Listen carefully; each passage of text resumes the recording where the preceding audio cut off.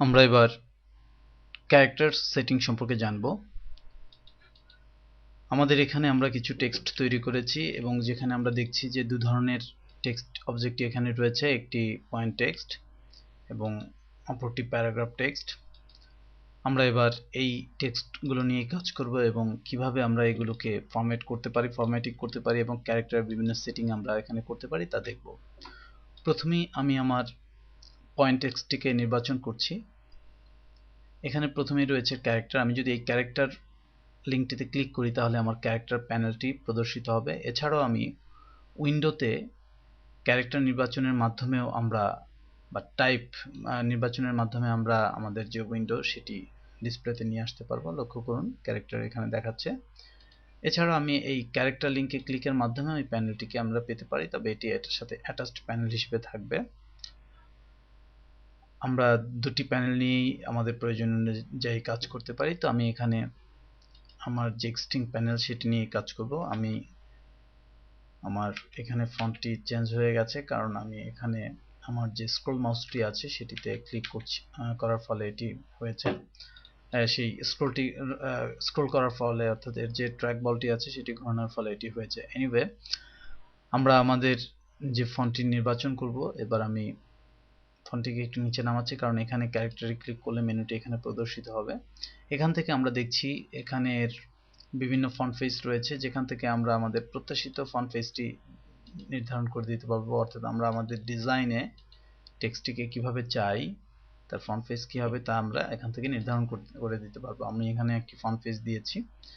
আমি চাইলে এর অবস্থান এখান থেকে ক্লিক করে ড্র্যাগের মাধ্যমে এটি করতে পারি।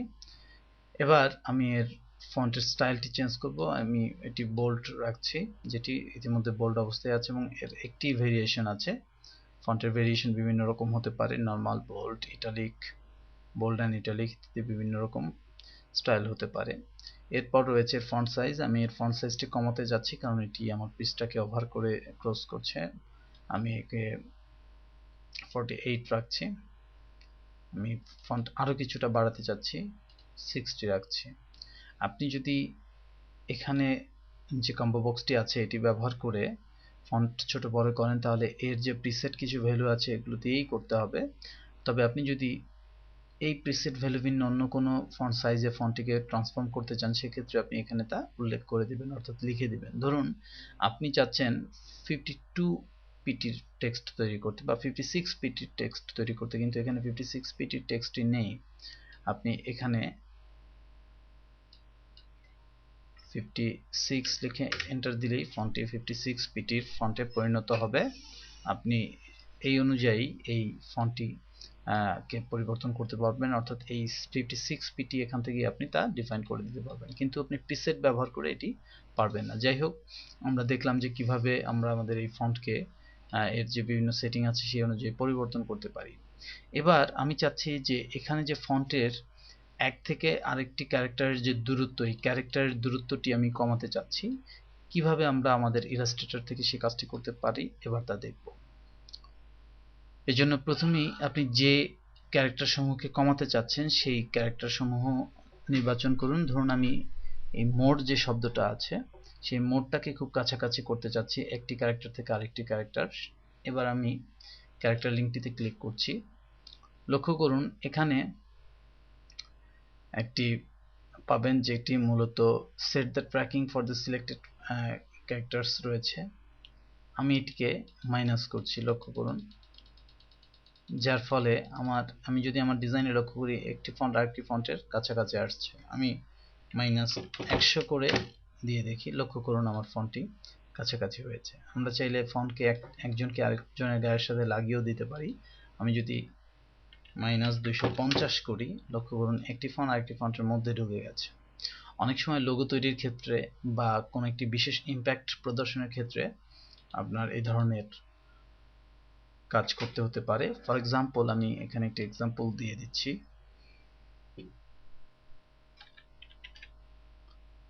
একটি লোগো তৈরির ক্ষেত্রে ধরুন যে ইজিএন এই নাম দিয়ে একটি লোগো তৈরি করবেন। সেই ইজিএন আমরা যদি অ্যাজ ইউজুয়াল লিখতাম, অর্থাৎ এটি নির্বাচন করে আমি পুনরায় এর যে ভ্যালুকে 0 করছি, তাহলে ইজিএনটি স্পেস একটি বিশেষ দূরত্ব রেখে রেখে ইজিএন লেখাটি হতো। তো আমি যদি চাই যে না এই তিনটি ফন্ট তিনটি ক্যারেক্টার একসাথে লেগে থাকুক এবং আমি এর উপর ভিত্তি করেই আমি আমার লোগোটি ডিজাইন করব, সেক্ষেত্রে আপনি এই ক্যারেক্টারের যে স্পেস আছে একটি ক্যারেক্টার থেকে আরেকটি ক্যারেক্টারের যে দূরত্ব সেটি আপনি এখান থেকে মাইনাস করে সেই কাজটি করতে পারেন। তো এভাবে করে আপনি এই পরিবর্তনগুলো এখান থেকে করতে পারেন।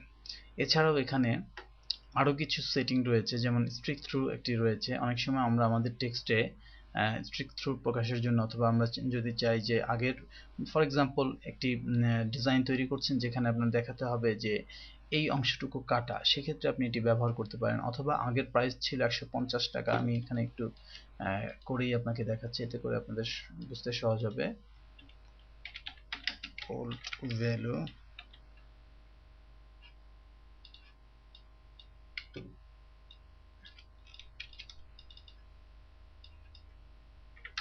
পাঁচশো,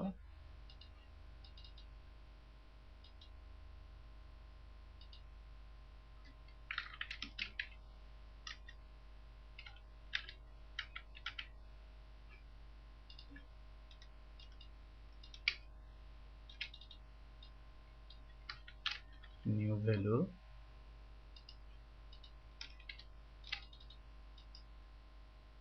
400 টাকা। ফর এক্সাম্পল আমি এই একটি এক্সাম্পলই আপনাদের দেখাচ্ছি। আমি এখানে যে স্ট্রিক থ্রু অপশনটি অফ করে দিচ্ছি এই দুটোর ক্ষেত্রে। এই দুটোর ফন্ট আমি চাইলে চেঞ্জ করে নিতে পারি।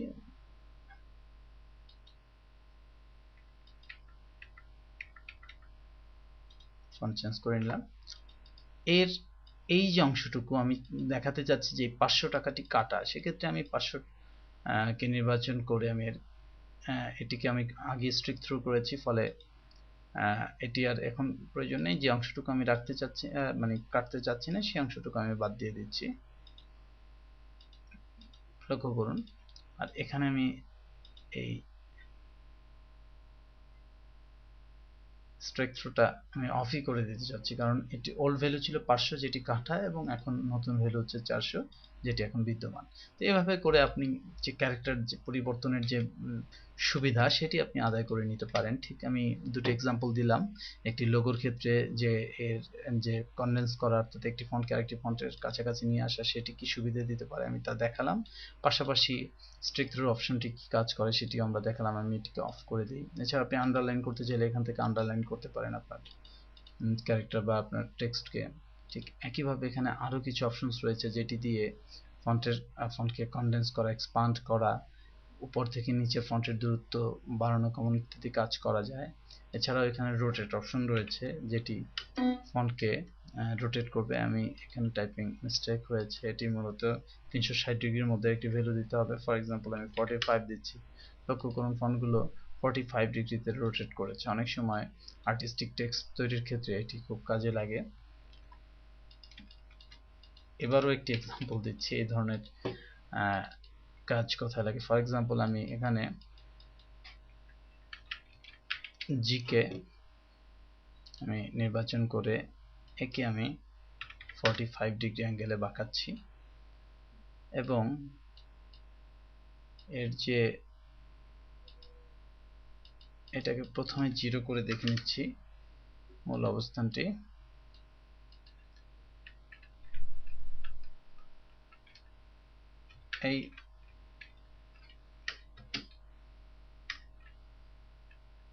এই দুটো ফন্টের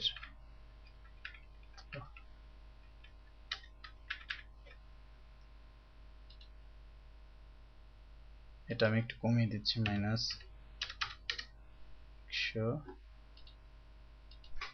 -250, আর এটা একটু বাড়িয়ে দিচ্ছি।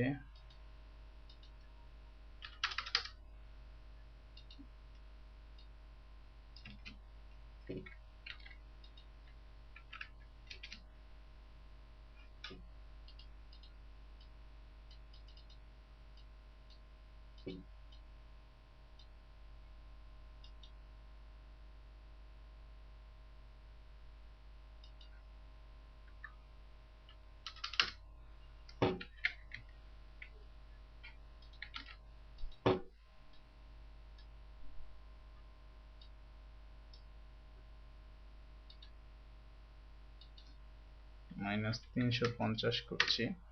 হ্যাঁ, কিছুটা কাছে এসেছে।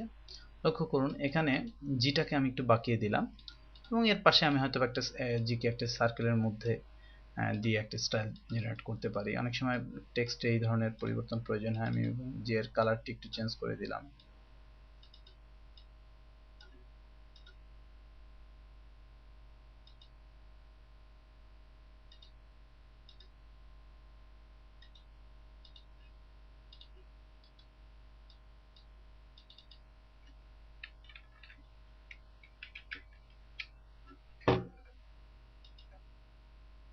রাইট, জি এর কালারটিও একটু চেঞ্জ করে দিলাম এবং এটাকে একটু অ্যালাইন করে দিলাম। এনকে আরেকটু -500 করে কাছাকাছি নিয়ে আসলাম। একটি লোগোর একটি লুকস চলে আসলো। দেখা যায় যে এই কাজটি আমরা অন্যভাবেও করতে পারতাম, বাট একটি ফন্টের মধ্যেই সরাসরি একটি ক্যারেক্টারকে আমরা ট্রান্সফর্ম করতে পারছি। তো এই ধরনের কাজও আমরা এই অপশনসগুলো ব্যবহার করে করতে পারি এবং আমরা আমাদের প্রয়োজন অনুযায়ী ফন্টকে সাজিয়ে নিতে পারি। পাশাপাশি এখানে আরও একটি অপশনস আপনাদের দেখাচ্ছি। অনেক সময় লিস্টে ছোট একটি শব্দের জন্য একটি লাইন, নতুন লাইন নিতে হয়।